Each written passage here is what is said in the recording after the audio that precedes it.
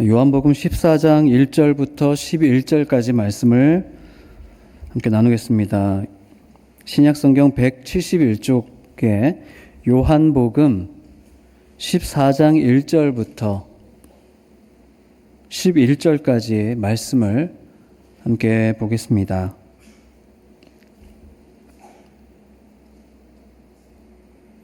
너희는 마음에 근심하지 말라. 하나님을 믿으니 또 나를 믿으라.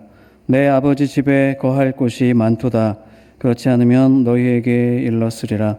내가 너희를 위하여 거처를 예비하러 가노니 가서 너희를 위하여 거처를 예비하면 내가 다시 와서 너희를 내게로 영접하여 나 있는 곳에 너희도 있게 하리라. 내가 어디로 가든지 그 길을 너희가 아느니라. 도마가 이르되 주여 주께서 어디로 가시는지 우리가 알지 못하거늘 그 길을 어찌 알겠사옵나이까. 예수께서 이르시되 내가 곧 길이요 진리요 생명이니 나로 말미암지 않고는 아버지께로 올 자가 없느니라. 너희가 나를 알았더라면 내 아버지도 알았으리로다. 이제부터는 너희가 그를 알았고 또 보았느니라. 빌립이 이르되 주여 아버지를 우리에게 보여주옵소서. 그리하면 족하겠나이다. 예수께서 이르시되 빌립아 내가 이렇게 오래 너희와 함께 있으되 내가 나를 알지 못하느냐. 나를 본 자는 아버지를 보았거늘 어찌하여 아버지를 보이라 하느냐. 내가 아버지 안에 거하고 아버지는 내 안에 계신 것을 내가 믿지 아니하느냐. 내가 너희에게 이르는 말은 스스로 하는 것이 아니라 아버지께서 내 안에 계셔서 그의 일을 하시는 것이라. 내가 아버지 안에 거하고 아버지께서는 내 안에 계심을 믿으라. 그렇지 못하겠거든 행하는 그 일로 말미암아 나를 믿으라. 아멘. 오늘 설교 제목을 명쾌한 말씀이라고 정했는데요. 제가 명쾌한 설교를 하겠다는 의미는 아닙니다. 오히려 어쩌면 가장 뻔하고 또 진부한 설교가 될지도 모릅니다. 제가 첫 부교육자 사역을 시작했던 교회에서 있었던 일인데요. 항존 직분자도 포함된 성도님 여러분이서 어느 특정 교회의 설교를 함께 듣고 또 그 교회의 성경 공부 교재로 함께 모여서 공부를 하고 계셨습니다. 문제는 그 특정 교회와 목회자가 장로회 교단에서는 이단 또는 이단성이 있는 교회로 규정하고 있는 것이었습니다. 그래서 그러한 사실로 제가 권면을 하려고 만났는데 그 중에 한 성도님이 이렇게 말씀을 하시는 겁니다. 우리 교회가 답답해서 그래요. 이렇게 명쾌한 말씀으로 답을 제시해주는 설교가 없습니다. 교회에서는 이렇게 못 가르치잖아요. 하도 답답하니까 이렇게라도 하는 겁니다. 라고 하시는 거예요. 저도 그 설교를 들어봤지만 분명히 이단적이고 잘못된 성경 해석이었습니다. 그리고 그 이후에 제가 여러 교회를 다니면서 부교육자 생활을 했었는데요. 놀라운 점은 제가 사역했던 어느 교회든 형태는 조금씩은 다르겠지만 항상 답답함을 호소하는 성도님들이 늘 계셨다는 사실입니다. 여러분 어떠십니까? 혹시 이런 마음 여러분도 갖고 계시지 않으신가요?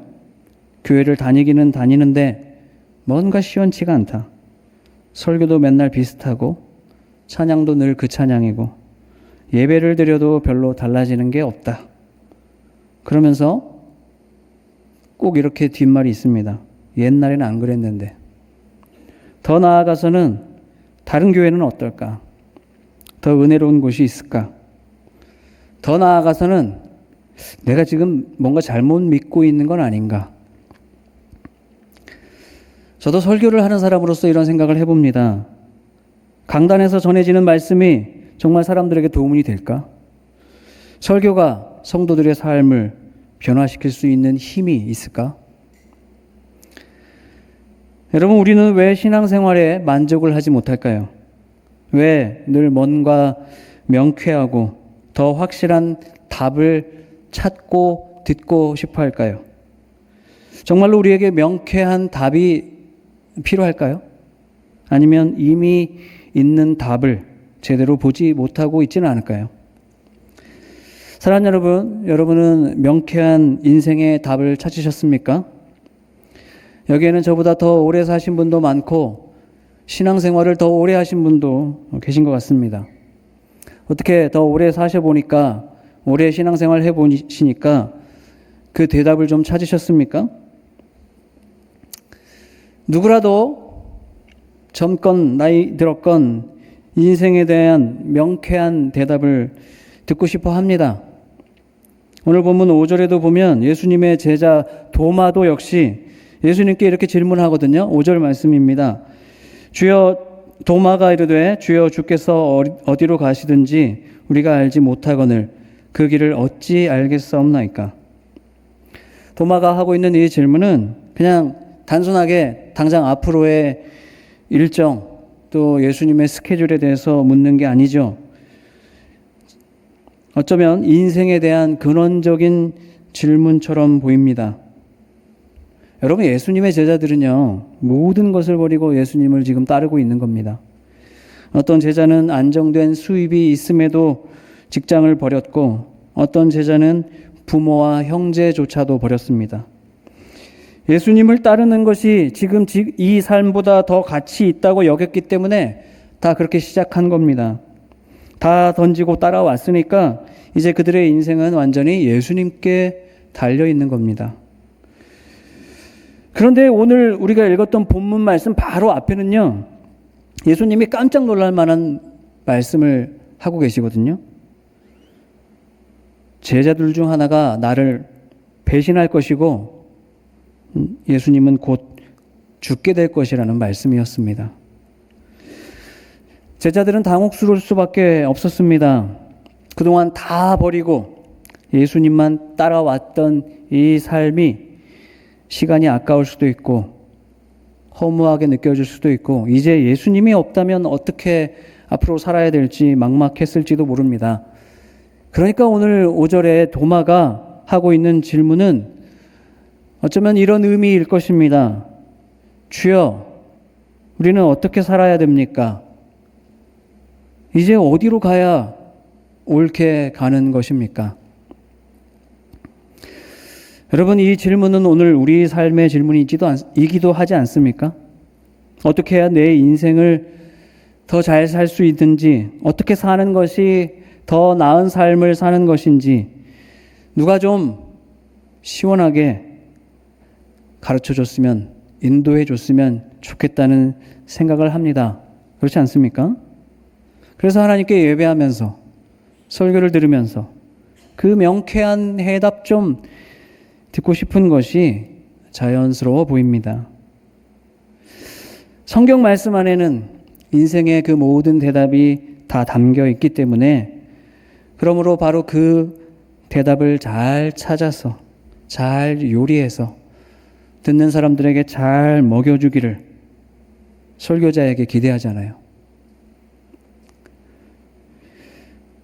여러분, 인생에 명쾌한 해답이 있다면 그것은 틀림없이 진리라고 부를 수 있을 것입니다. 진리라는 말 자체가 참되고 유일한 대답이라는 뜻이잖아요. 그래서 이 진리는 그 특성상 모든 사람에게 예외 없이 적용이 가능해야 됩니다. 내게 진리이면 그 누구라도 모든 사람에게 다 진리인 겁니다. 또 반드시 그래야만 진리라고 말할 수 있습니다. 그래서 그 진리가 내 인생의 해답이라면 분명히 다른 사람에게도 예외 없이 그 진리가 해답이 될 수 있는 겁니다. 여러분, 그런데요, 사실 우리는 이미 그 진리를 다 알고 있잖아요. 인생의 명쾌한 해답을 이미 우리는 다 찾았습니다. 진리가 무엇입니까? 예수 그리스도이시죠. 그리고 예수 그리스도만이 진리입니다. 도마의 질문에 대해서 오늘 본문 6절에 예수님이 대답하시거든요. 인류 역사상 모든 종교와 철학을 통틀어서 인생에 많은 물음이 있었지만, 그리고 많은 대답이 있었지만, 오늘 이 예수님의 대답만큼 확신에 차 있고 명쾌한 대답은 결코 없었습니다. 6절 말씀인데요. 함께 다시 같이 읽어보겠습니다. 예수께서 이르시되 내가 곧 길이요 진리요 생명이니 나로 말미암지 않고는 아버지께로 올 자가 없느니라. 우리 번역에는 없지만요, 원어 성경에는 길, 진리, 생명, 그 앞에 각각 관사가 붙어 있죠. 그래서 원문에서 예수님은 내가 바로 그 길이요, 그 진리요, 그 생명이다 라고 대답하신 겁니다. 어떻게 살아야 됩니까? 어떤 길로 가야 됩니까? 라고 하는 도마의 질문에 대해서, 아니 도마뿐만 아니라 우리 모든 사람이 찾고자 하는 인생의 정답, 참 진리에 대해서 예수님은 내가 바로 그 길이며 바로 그 진리이며 바로 그 생명이다 라고 말씀하신 겁니다. 여러분, 또한 하나님의 말씀인 이 성경 전체가 가르쳐주고 있는 그 말씀의 정수도요, 바로 예수님이 그리스도이며 진리라고 하는 것이지 않습니까? 그러므로 인생의 가장 명쾌한 해답은 이미 모든 성도에게 주어졌습니다. 그토록 찾던 그 길, 그 진리, 그 생명이 바로 예수 그리스도라는 것입니다. 그리고 그 예수님의 인생의 여정을 우리도 이제 길이고 진리고 생명이니까 그 예수님의 인생의 여정대로 잘 따라가면 그 인생은, 그 삶은 명쾌한 삶이 되는 겁니다. 그러나 여러분, 오늘 우리 중에 이것을 모르는 사람이 누가 있습니까? 그걸 모르고 교회에 나오신 분이 누가 있습니까? 예수님이 길과 진리와 생명이 되신다는 말씀을 누가 모릅니까? 많이 읽었고 많이 들었죠. 여러분, 그러면 이 명쾌한 말씀을 듣고 읽고 알았으니까 이제 여러분의 인생은 명쾌해지고 계십니까? 인생의 고민이 싹 다 사라지셨습니까? 예수님을 믿기 전보다 믿은 후에 여러분의 인생은 더 나아지셨습니까? 예수 그리스도라는 이름이 여러분의 인생에 충분한 대답이 되고 계십니까? 아니면 다른 어떤 더 명쾌한 대답을 아직도 찾고 계십니까? 오늘 본문의 두 번째 제자가 등장합니다. 빌립인데요. 이 빌립은 예수님이 방금 내가 그 길이요, 그 진리이며 그 생명이라는 말씀을 방금 하셨는데, 그런데 빌립은 예수님을 눈으로 보면서, 옆에 있으면서도, 그 말씀을 방금 들었으면서도 아직 충분한 대답이 되지 못했던 것 같습니다. 예수님은 분명히 자신을 통해서만 아버지께로 갈 수가 있다고 말씀해 주셨는데 8절에 보면 빌립은 주여 아버지를 우리에게 보여주옵소서 라고 엉뚱한 소리를 하고 있는 겁니다. 빌립은 뭔가 더 속 시원한 대답을 원하고 있는 겁니다. 우리도 그렇지 않습니까? 우리 삶에 어떤 답답하고 막막한 일이 있을 때 이렇게 좀 속 시원한 일들이 일어났으면 좋겠다고 그렇게 기도할 때가 있죠. 금요기도회니까 오늘 기도해서 확실하게 기적이 일어나서 정말 속 시원하게 문제가 좀 해결됐으면 좋겠다. 그것도 안 되면 그냥 빨리 하나님이 나 좀 데리고 가셨으면 좋겠다. 그렇게 투정할 때도 있죠. 예수 그리스도라고 하는 명쾌한 답을 이미 얻었지만 우리는 빌립처럼 그 대답을 눈에 보면서도 손에 쥐고도 아직도 더 확실한 답을 찾기를 원하고 있다는 겁니다. 그래서 예수님은 빌립에게 다시 말씀해 주십니다. 다시 예수님을 바라보라고 말씀하는 겁니다. 9절 말씀인데요. 함께 읽어보겠습니다. 예수께서 이르시되 빌립아 내가 이렇게 오래 너희와 함께 있으되 네가 나를 알지 못하느냐? 나를 본 자는 아버지를 보았거늘 어찌하여 아버지를 보이라 하느냐? 예수님을 보면 아버지를 보는 것이라고 말씀합니다. 다시 말해서 예수님이라는 대답보다 더 확실한 답이 도무지 더 필요한 게 아니라고 가르쳐 주는 것입니다. 그러면 왜 빌립은 아버지를 보여달라고 했을까요? 왜 아버지를 보여달라고 했을까요? 예수님을 제대로 본 적이 없기 때문입니다. 예수님을 정말 제대로 봤다면 예수님이 하나님 안에 거하시고 하나님이 예수님 안에 거하시는 걸 봤을 거 아니에요.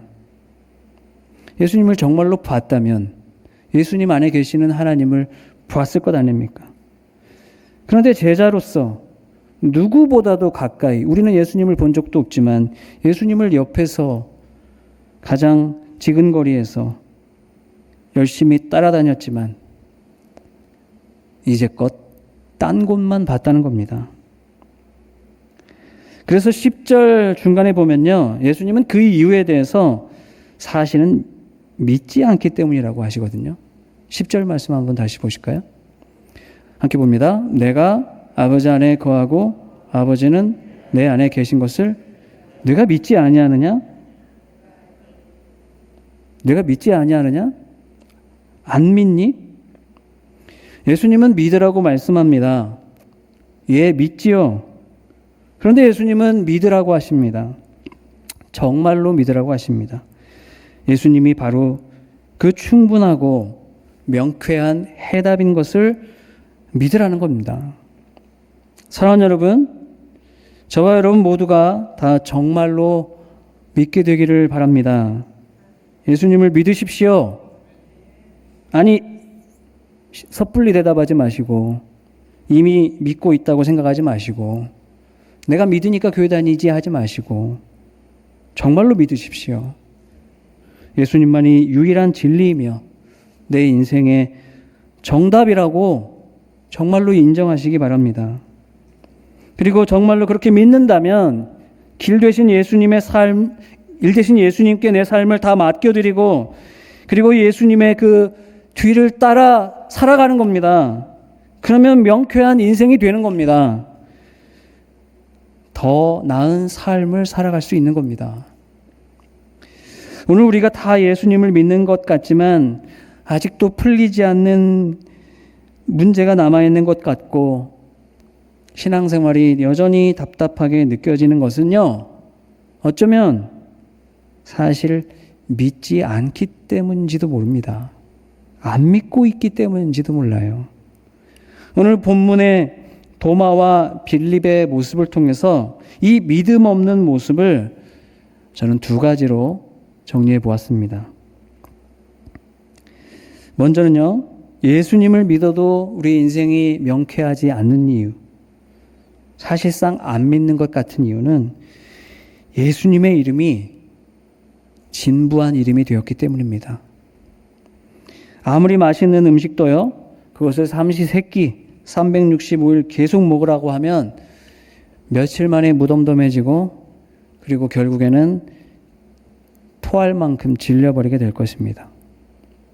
마치 그렇게 예수님도, 예수님의 이름도, 신앙생활도 우리에게 무덤덤하고 진부한 이름이 되어버린 것은 아닌지 조심해야 되는 것입니다. 여러분, 제자들을 보십시오. 제자들이요, 처음 예수님을 만났을 때는 예수님이 너무나 대단해 보였기 때문에 다 버리고 주님을 쫓았습니다. 그리고 예수님의 가장 가까이서 말씀 배우고 예수님의 삶을 배우는 게 너무나 행복했습니다. 그런데 시간이 점차 지나자요, 제자들이 이상한 짓들을 하기 시작합니다. 어떤 제자는 예수님이 왕이 되시면 자기를 그 옆에 앉게 해달라고 자기 어머니까지 동원해서 청탁을 했습니다.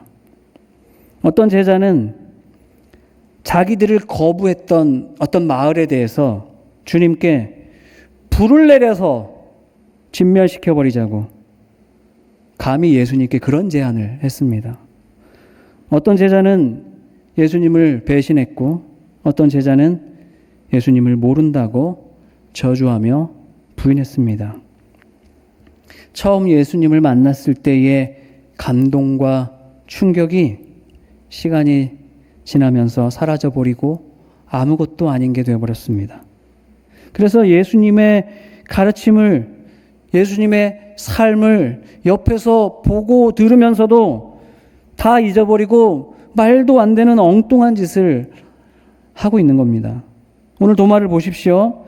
예수님은 그동안 숱하게 가르쳐 주셨고 보여주셨는데도 아직도 알지 못하겠다고, 어찌 알 수 있겠냐고 말하는 겁니다. 처음에는 길과 진리이신 예수님이 확실히 보였는지 모릅니다. 그래서 따랐는지 모릅니다. 그런데 시간이 지나면서 그 예수님의 이름은 이제 내게 진부한 이름이 되어버렸고 결국 길을 잃어버리게 된 것입니다. 사랑하는 여러분, 여러분은 어떠십니까?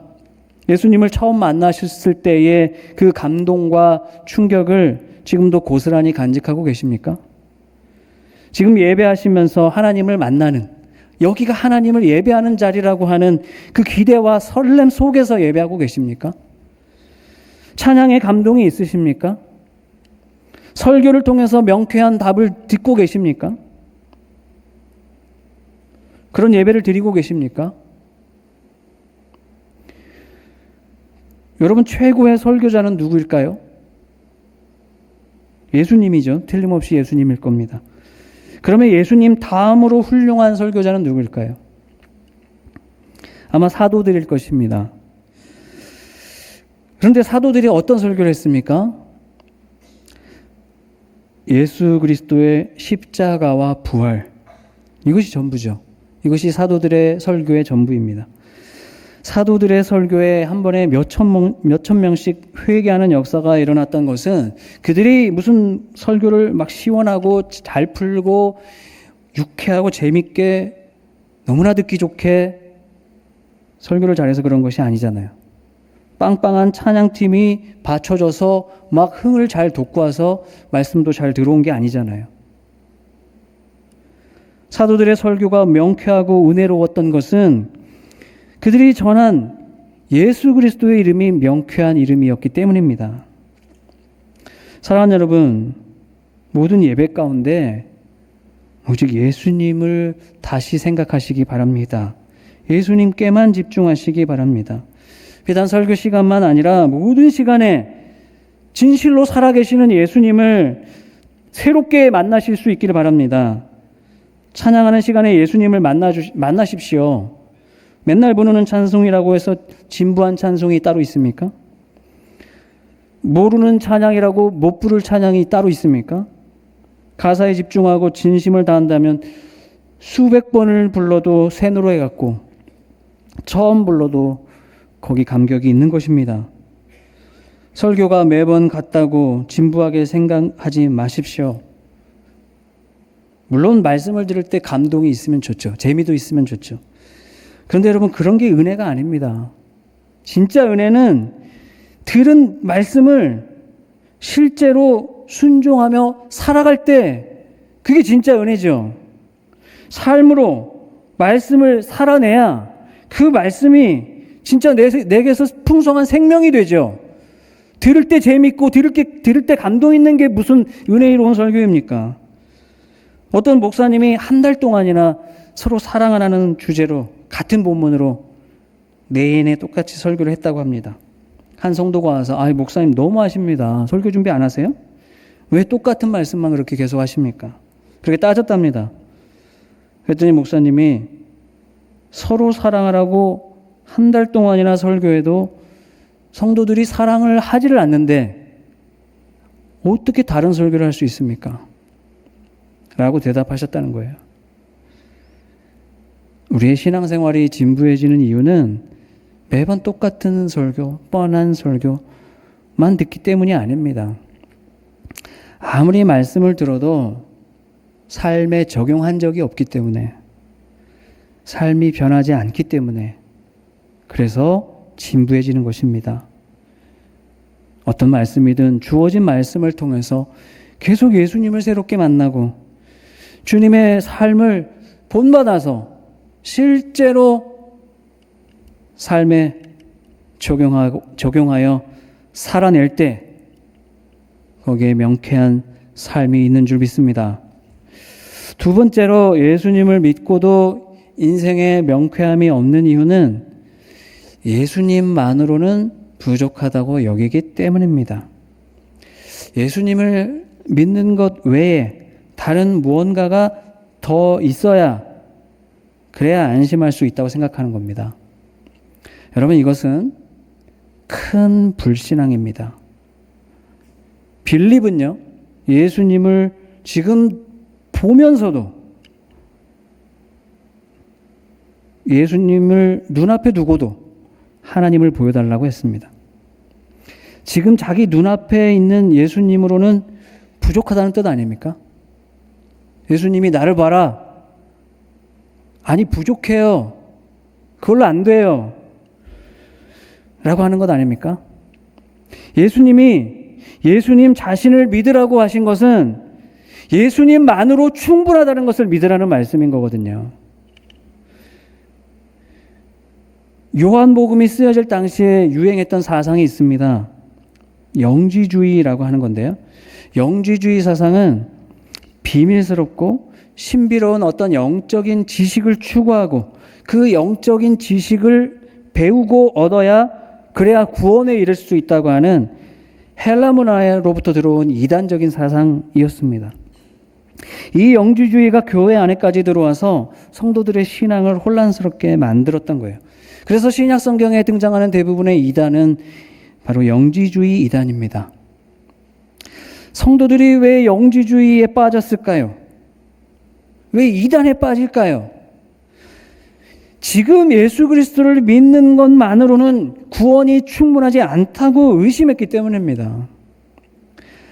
사도들은 오직 예수님을 믿고 그분을 따르라고 가르쳤는데 그것만으로는 뭔가 부족하다고 여겼기 때문에 다른 더 확실한 무언가를 찾고자 했던 것입니다. 그리고 그들이 빠졌던 것이 바로 지식입니다.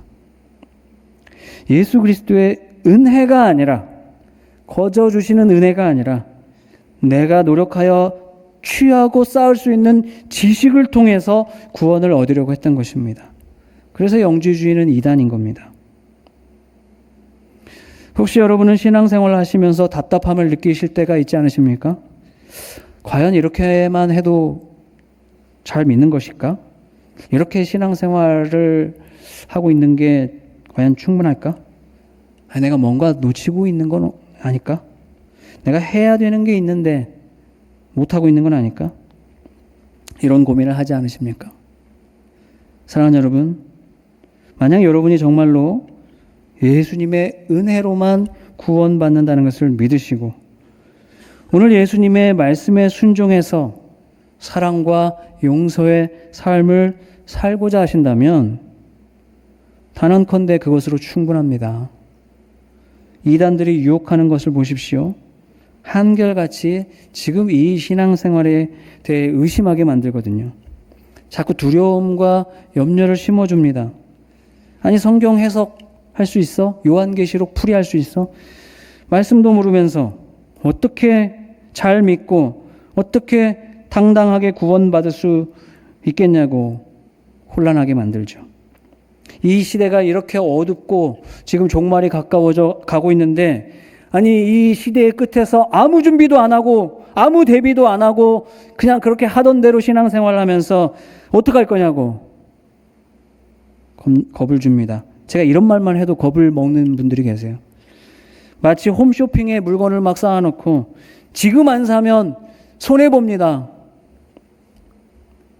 그렇게 큰 손해라도 볼 것처럼 막 불안감을 조성하고 그리고 유혹하면서 성도들을 미혹하는 것이죠. 그런 이단의 미혹이 아니라면, 또는 율법주의에 또 우리가 쉽게 현혹되거든요. 율법주의 신앙도 비슷합니다. 예수님을 믿는 것만으로는 부족하다고 하는 그런 불신 때문에 예수님을 믿지만 그래도 철저한 종교 행위를 잘 지켜야 된다고 여기는 겁니다. 그래서 내 중심으로부터 진실되게 예수님의 은혜만을 의지하고 신뢰하는 것이 아니라 내가 지켜오고 있는 어떤 모든 종류의 종교 행위와 거칠애로만 가득 찬 내 종교 생활을 의지하면서 사람에게든 하나님 앞에게든 그 종교 생활, 그 거칠애를 내세워 신앙생활 하는 게 그게 율법주의입니다. 예수님은 이미 명쾌한 답을 주셨습니다. 예수님 말고 더 확실한 하나님을 보여달라고 하는 빌립을 향하여 아니, 내가 확실한 답이야. 나를 보는 것이 하나님을 보는 것이야. 라고 가르쳐 주셨습니다. 예수님은 예수님 말고 다른 뭐가 더 필요하다고 하지 않으셨습니다. 예수님이 바로 그 길이요, 그 진리요, 그 생명이기 때문입니다. 사랑하는 여러분, 잘 한번 생각해 보십시오. 그러니까요. 그렇기 때문에 예수님을 믿는 우리는 근심할 이유가 없는 겁니다. 근심할 거리가 없는 겁니다. 다른 어떤 대답도 다른 방법도 찾을 필요가 없는 것입니다. 예수님 자체가 이미 우리 인생에 충분한 대답이며 명쾌한 말씀이기 때문에 우리는 근심하지 않아도 되는 것입니다. 그래서요, 오늘 본문을 시작하는 14장 1절에 예수님은 이렇게 못 박아 말씀하며 시작하고 있는 겁니다. 1절 말씀 한번 다시 함께 읽겠습니다. 너희는 마음에 근심하지 말라. 하나님을 믿으니 또 나를 믿으라. 아멘. 사랑하는 여러분, 지금 새롭게 예수님을 믿으시기를 부탁드립니다. 아이고, 믿고 있죠. 하지 마시고 진짜로 믿으시기 바랍니다. 그리고 지금 그 믿음과 그 신앙생활에 불안해하지 마십시오. 오직 예수님만 바라보시기 바랍니다. 지식이나 다른 어떤 노력, 내 어떤 종교 행위를 통해서 더 구원을 위하여 무엇을 쌓아야 될까, 무슨 노력을 해야 될까 고민하지 마십시오. 진리는 오직 예수 그리스도를 구주로 믿는 것이며 그 주님이 하신 말씀과 삶을 본받고 순종하며 살아가는 것입니다. 무디 목사님은 이렇게 얘기했습니다. 준비된 천국을 믿고 바라보는 성도는 벌써 천국에 들어가 있는 듯이 오늘을 살아갑니다. 오직 진리이신 예수님만을 바라보며 그 주님의 여정을 뒤따라 살아가실 때에 천국에 벌써 살아가고 있는 것처럼 오늘 이 시간 명쾌한 답을 쥐고 명쾌한 인생을 살아가시는 저와 여러분 되실 수 있기를 간절히 바랍니다.